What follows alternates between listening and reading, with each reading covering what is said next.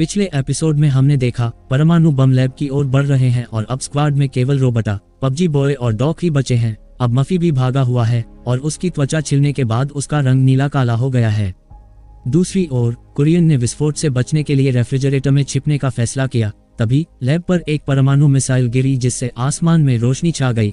जो लोग परमाणु विस्फोटों को समझते हैं वे जानते हैं कि वास्तविक खतरा शॉकवेव और रेडिएशन से है जो सब कुछ नष्ट कर सकता है। जल्द कुरियन का फ्रिज इधर उधर गिर गया और अंततः उसका दरवाजा उड़ गया। साथ ही रेडिएशन ने उसके शरीर को सल्फ्यूरिक एसिड में बदल दिया। आर्कटिक में दूर सिटीजन जेड के पास एक परमाणु बम विस्फोट हो गया। होश में आने से पहले वह कई सेकंड के लिए चुप हो गया। फिर उसने ऊपर देखा कि हवाई जहाज पहले से ही भारी बर्फ से ढका हुआ है। शॉकवेव के तहत हवाई जहाज के अंदर मौजूद लाशें ज़ॉम्बी में बदलकर जागने लगीं। दूसरी ओर रोबोटा कार चला रही है और मौत को पीछे छोड़ते हुए अपनी टीम को बचाने लगी है। तब चौराहे पर एक सुरंग थी, उसकी ओर जाते हुए वे जीवित रहेंगे या नहीं ये भाग्य पर निर्भर था। थोड़ी देर बाद रोबोटा ने अपनी आंखें खोली। पता चलता है सुरंग में छिपने के कारण वे बच गए हैं। जब उन्होंने बाहर का दृश्य देखा तो वे दंग रह गए। आसमान में बर्फ के टुकड़े तैर रहे थे। दूसरी तरफ लैब के मलबे से कैसेंड्रा बाहर निकली, वह अभी भी जीवित थी। आर्कटिक में ज़ॉम्बी प्लेन से बाहर आ चुके हैं। उन्हें देख अब सिटीजन जेड का मानसिक संतुलन बिगड़ गया है। तब उसने पहले ज़ॉम्बी पर निशाना साधा और गोली चलाकर उसे मार गिराया, लेकिन वह सिर्फ किस्मत थी। तब सिटीजन जेड ने कई गोलियां चलाई लेकिन अब वह एक भी ज़ॉम्बी नहीं मार पा रहा था। फिर वह उनके पीछे दौड़ा लेकिन वे पहले ही बिना किसी निशान के गायब हो चुके थे। तभी अचानक एक ज़ॉम्बी उसकी ओर बढ़ने लगा। उसकी शूटिंग वाकई बहुत खराब थी। उसी समय शोर सुनकर एक और ज़ॉम्बी भी दौड़कर आ गया। उसने अपनी जेब से पिस्तौल निकालने की कोशिश की लेकिन घबराहट के कारण वह फंस गई। बेस में आते ही वह गिर गया और ज़ॉम्बी ने उस पर हमला किया, लेकिन सर्वनाश के बाद से सिटीजन जेड आर्कटिक में रह रहा था और उसे कभी भी ज़ॉम्बी का सामना नहीं करना पड़ा। आखिरकार उसे बाहर बचे लोगों की कठिनाइयों का एहसास हुआ, लेकिन उसके पास सोचने का समय नहीं था क्योंकि वहां अभी भी ज़ॉम्बी घूम रहे थे।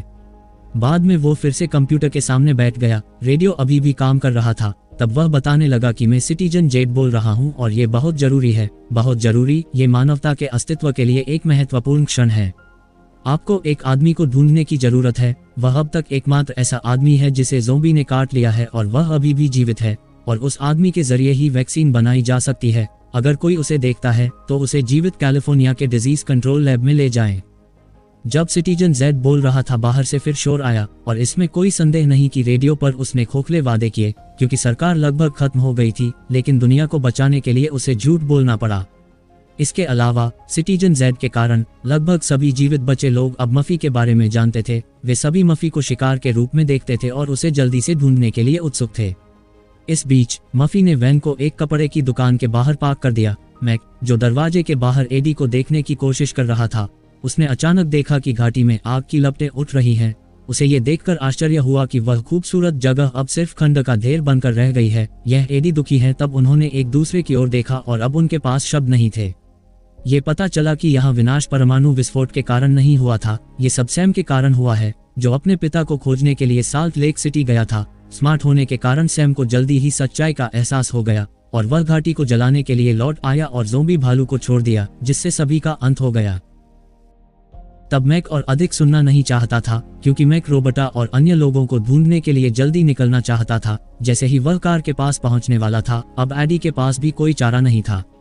उनके जाने के बाद जंगल से सेरेना बाहर आई थी, जो अब गर्भवती है। कहीं और मफी हेडफोन पर गाना सुनता है। उसके पीछे ज़ॉम्बी का एक समूह उसकी सेवा करता है।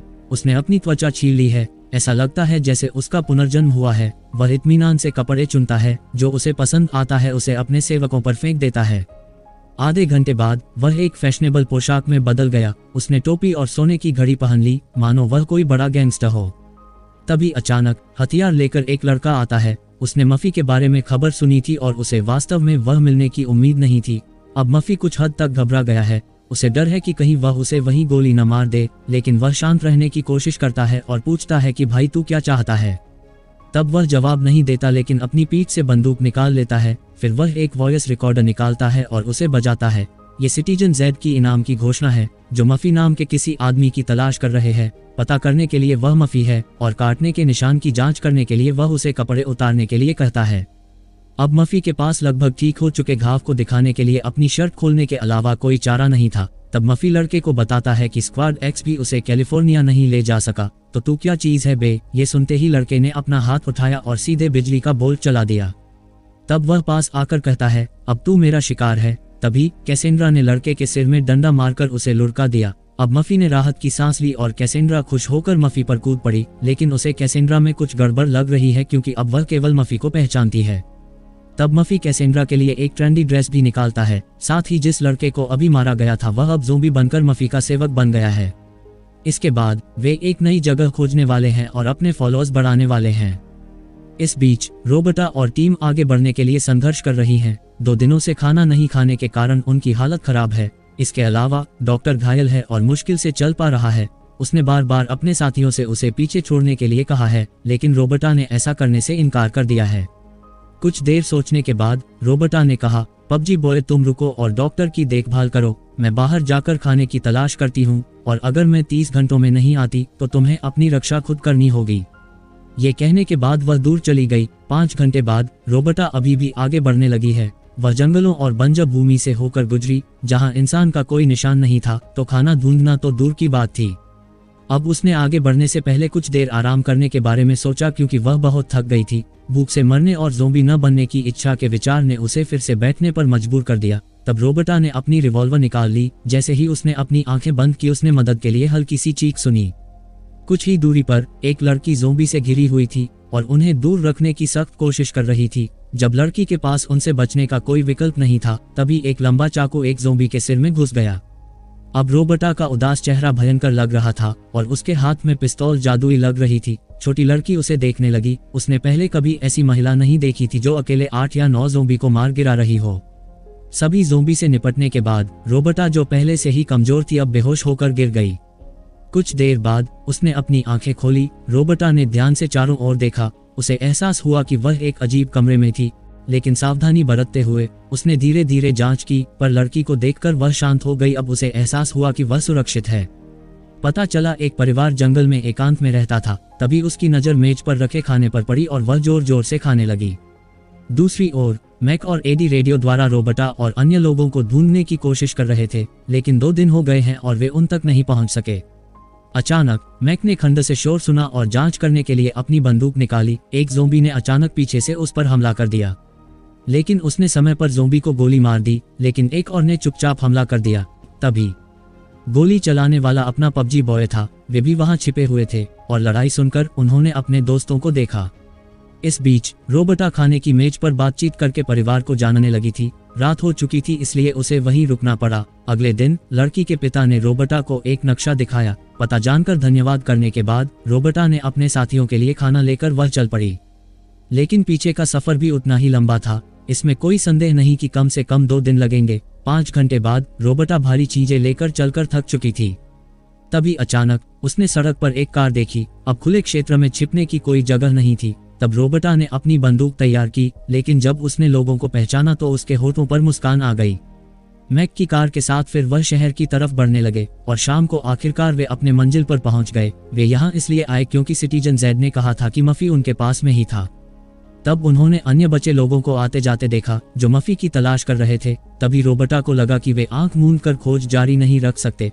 उन्हें मफी की तरह सोचने की जरूरत थी। चलते चलते पबजी बॉय ने मैक को कार रोकने के लिए कहा क्योंकि उसे एक जगह दिखी।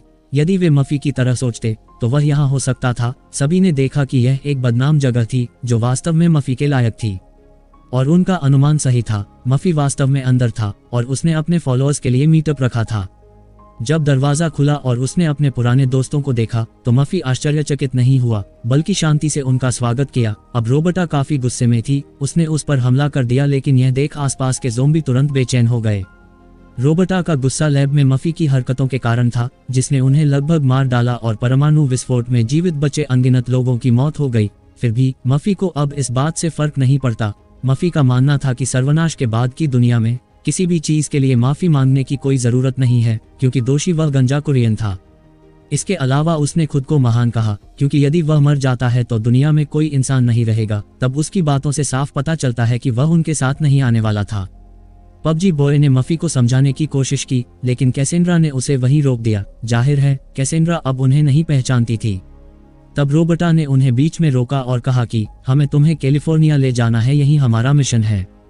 तब मफी टाल मटोल कर रहा था। लैब के हादसे के बाद कैलिफोर्निया जाने की उसकी कोई इच्छा नहीं थी और अब मानवता को बचाने से उसका कोई लेना देना नहीं था। तब भारी माहौल को बदलते हुए मफी ने उनसे इस दुनिया में मनोरंजन के रूप में तैयार किए गए शो का आनंद लेने को कहा। तब मफी एक रोमांचक शो का वादा करते हुए बकबक करते हुए आगे बढ़ा। तब छोटे कपड़ों में एक महिला मंच पर आई और हाथ और आंखें बंद करके घूमने लगी। वे चौंक गए क्योंकि ऐसा पोल डांस उन्होंने कभी नहीं देखा था। लेकिन जैसे जैसे समय बीतता गया, ज़ोंबी ने और तेजी से घूमने के अलावा कुछ नहीं किया। अचानक दरवाजे से तालियां बजी और एक लड़का अंदर आया। वास्क्यूज ने अपनी सबमशीन गन निकाली और मफी को अपना शिकार कहते हुए सबको जाने के लिए कहा। उसे देख अब मफी नाराज था। जैसे ही संगीत बजा, उनके आसपास सोए हुए ज़ोंबी जाग गए और मंच पर धुएं का सहारा लेते हुए मफी वहां से भाग गया। हालांकि वास्क्यूज कोई साधारण आदमी नहीं लग रहा था, वह किसी हीरो की तरह ज़ोंबी के सिर में गोली मार रहा था। अब ज़ोंबी ने रोबर्टा और उसकी टीम पर भी हमला किया, जिससे उन्हें अपने हथियारों के साथ वापस लड़ने के लिए मजबूर होना पड़ा। जैसे ही वे लड़ते रहे, मफी और कैसेंड्रा पहले ही दरवाजे की ओर भाग चुके थे, लेकिन जल्द वास्केज अपनी बंदूक के साथ उनका पीछा करता है। अब रोबर्टा भी उनके पीछे ही, लेकिन जैसे ही रोबर्टा मुड़ी, एक ज़ोंबी ने उस पर हमला कर दिया, जिससे उसकी बंदूक जमीन पर गिर गई। तब पबजी बॉय ने तुरंत दीवार से आग बुझाने वाला यंत्र उठा लिया और ज़ोंबी का भेजा फ्राई बना दिया।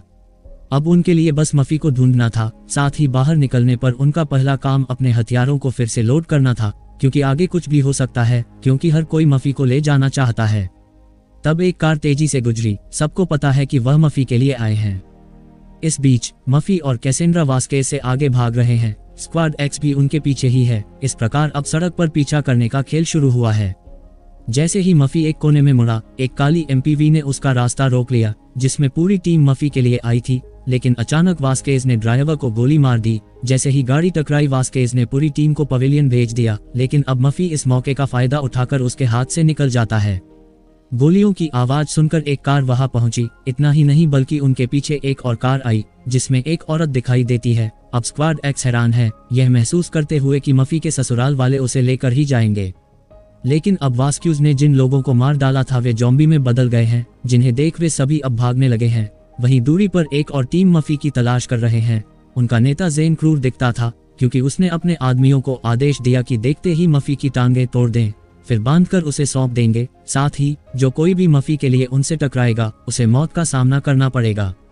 दूसरी तरफ मफी अपनी जान बचाकर भाग रहा है, लेकिन इससे पहले कि मफी दूर जा पाता, वास्क्वेज उसके सामने आया। अब इससे पहले कि वास्क्यूज अपने टेसर का उपयोग कर पाता, मफी दूसरी तरफ भाग गया। अपने भागने के दौरान मफी के फॉलोअर्स भी अब उसके साथ भागने लगे हैं। तब वह उनसे कहीं और जाने के लिए कहता है, क्योंकि वह किसी की नज़र में नहीं आना चाहता था। लेकिन अब इस भीड़ पर सभी की नजरें पड़ सकती हैं। तब जल्द मफी ने हॉस्टल के इमारत में छिपने का फैसला किया। ऊपरी मंजिलों पर पहुंचकर उसे उम्मीद है कि लोगों को ये जगह नहीं मिलेगी। तभी अचानक उसने पास में एक ज़ोंबी को देखा जो उसके जैसा ही दिख रहा था। लेकिन मफी को नीचे ये पता नहीं कि उसके चाहने वाले नीचे आ गए हैं। जैसे ही मैक और एडी सड़क पर भागे, ज़ोंबी उनका पीछा करते हैं। उन्होंने शुरू में कुछ ज़ोंबी को गोली मार दी और जल्द वे बिल्डिंग में भी घुस गए। अचानक उनके पीछे गलियारे से आवाजें आईं, जिससे उन्हें अंदर छिपने के लिए मजबूर होना पड़ा। इस बीच पास के एक गैस स्टेशन पर वास्क्यूज आ गया और एक कार के पीछे इंतजार करने लगा, जैसे कि वह जानता हो मफी कहाँ है। तभी उसके पीछे रोबर्टा आती है, लेकिन वास्क्वेज सिर्फ मफी का इंतजार कर रहा था। गैस स्टेशन में किसी को देख वह तुरंत उनके पीछे चला गया। तब तैयार होकर उसने अपना सुरक्षा डंडा अपनी कमर से खींच लिया और अंदर चला गया। तब उसने मफी के पैर पर वार किया, लेकिन जल्द उसे पता चला कि यह मफी नहीं है। हालांकि असली खतरा छिपा हुआ कैसेंड्रा थी, जो वास्केज की गर्दन काटने के लिए तैयार है। अब कैसेंड्रा एक जंगली जानवर की तरह हिंसक और पागल बन गई है, पर वास्केज ने झट से अपनी जेब से एक टेजर निकाला और उसे बेहोश कर दिया। तब वह तुरंत गैस स्टेशन से बाहर निकल गया। लेकिन दूसरी तरफ मफी को वेस नाम के आदमी ने ढूंढ लिया गया है। वह अपने साथी को भी बुलाता है, जिस कारण मफी सीढ़ियों से ऊपर चला गया और अंततः एक कमरे में छिप गया है। वेस धीरे धीरे उसकी ओर बढ़ता है और वेस का कहना है कि वह मफी को चोट नहीं पहुंचाएगा, लेकिन उसने अपना हथौड़ा पहले ही निकाल लिया है। उनके बॉस ने कहा था कि मफी को पकड़ने पर सबसे पहला काम उसके पैर तोड़ना होगा। मफी अब कोठरी में छिपा हुआ था। उसने आवाज निकालने की हिम्मत नहीं की, यह महसूस करते हुए कि उस आदमी ने उसे खोज लिया है। तभी खिड़की के बाहर की आवाजों ने वेस का ध्यान भटका दिया। नीचे डॉक्टर और पबजी बॉय थे, लेकिन इससे पहले कि वह मफी तक पहुंचते उन पर हमला कर दिया गया।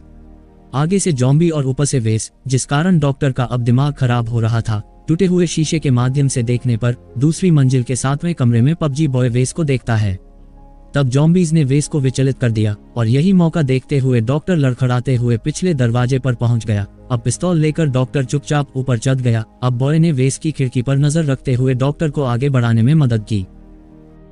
दरवाजे पर डॉक्टर ने प्रार्थना करते हुए 3 गहरी सांसें ली। डॉक्टर के पास वेस पर हमला करने और उसे शूटिंग करने से रोकने के अलावा कोई विकल्प नहीं था। लेकिन आखिरकार डॉक्टर बूढ़ा है और वेस जितना मजबूत या कुशल नहीं है, पर डॉक्टर को पता था कि बहादुर ही जीतता है। लेकिन डॉक्टर बहुत बूढ़ा हो चुका था, उसके मुंह के वेस के लिए न के बराबर थे। तब वेस ने जवाबी हमला किया और डॉग को लात मारकर गिरा दिया। डॉक्टर को अब सांस लेना कठिन होता जा रहा है, क्योंकि डॉक्टर को लग रहा है आज उसका आखिरी दिन है, जबकि मार ही इतनी जोरों से पड़ रही है। इस बीच कोठरी में छिपे मफी ने सब कुछ देखा लेकिन मदद नहीं करने का फैसला किया। बाद में जब डॉक्टर को होश आया तो उसने खुद को बीच हवा में तैरता हुआ पाया। उसकी आत्मा उसके शरीर से निकल चुकी थी। यह आंखों से देखने के बाद डॉक्टर को विश्वास हुआ कि आत्माएं होती हैं।